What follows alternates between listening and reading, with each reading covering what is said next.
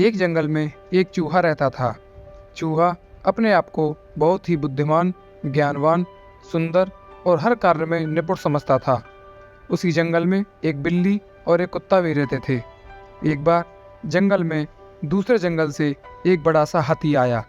हाथी को देखने के लिए जंगल में जानवरों की भीड़ लग गई।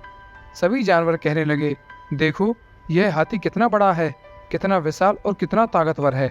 हम लोग तो क्या, इस जंगल में कोई भी जानवर इस हाथी के सामने कुछ भी नहीं है।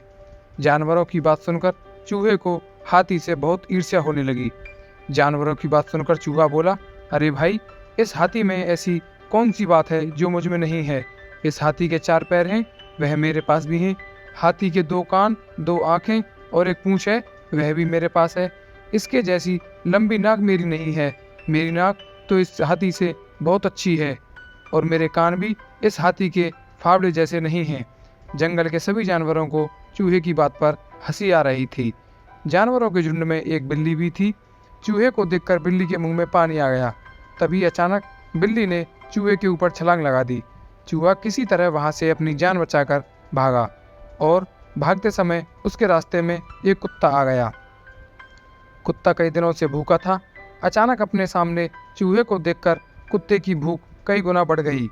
कुत्ते को देखकर बिल्ली तो भाग गई, किंतु कुत्ता चूहे के पीछे पड़ गया। कुत्ता ने चूहे पर झपट्टा मारा, किंतु किस्मत से चूहा कुत्ते के पंजे से बच गया। भागते भागते चूहा हाथी के सामने पहुंच गया। हाथी अपनी मदमस्त चाल में चला जा रहा था।